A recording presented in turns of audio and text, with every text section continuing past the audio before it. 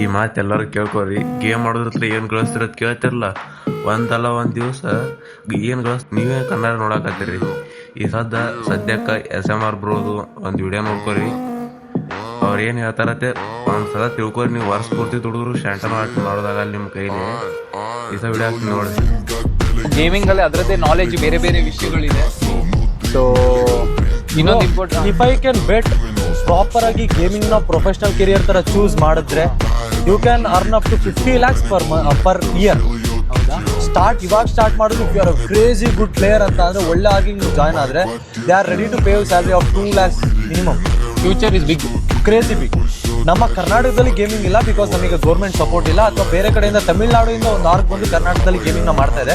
ಬೇರೆ ಸ್ಟೇಟ್ ಅಲ್ಲಿ government support ಮಾಡ್ತಾ ಇದೆ. Tamil Nadu as a support and Mumbai as a support, Delhi as a support. ಕರ್ನಾಟಕದಲ್ಲಿ ಓನ್ಲಿ ಗೇಮಿಂಗ್ ಸಪೋರ್ಟ್ ಇಲ್ಲ ಅಂಡ್ ಗೇಮಿಂಗ್ ಸಪೋರ್ಟ್ ಯಾವುದೇ ತರ ಮಾಡಿಲ್ಲ. And more all over India ನೀವು ಅನ್ಕೋತೀರಿ ಬರೀ ಗೇಮ್ ಮಾಡಿದ್ರೆ ದುಡ್ಡು ಬರಲ್ಲ.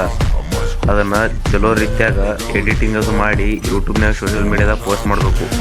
ಸ್ಟಾರ್ಟಿಂಗ್ದಾಗ ಯಾರಿಗೂ ದುಡ್ಡು ಬರಲ್ಲ, ನನಗೂ ಕೂಡ ಬರಲ್ಲ. ಈಗ ಅಂದ್ರೂ ಪೋಸ್ಟ್ ಮಾಡ್ತಾ ಇದ್ದೇನೆ. ಈ ಥರ ಪೋಸ್ಟ್ ಮಾಡ್ಕೋತಾರೆ ರೆಗ್ಯುಲರ್, ಡೈಲಿ ಒಂದೊಂದು ಪೋಸ್ಟ್ ಆದ್ರೂ ಮಾಡ್ಕೊತ ಹೋಗಿ ಒಂದಲ್ಲ ಒಂದು ದಿವಸ ಗ್ರೋ ಆಗತ್ತೀರಿ ನೀವು. ವಾರದಾಗಂತೂ 3-4 ವಿಡಿಯೋರ ಅಪ್ಲೋಡ್ ಮಾಡಬೇಕು.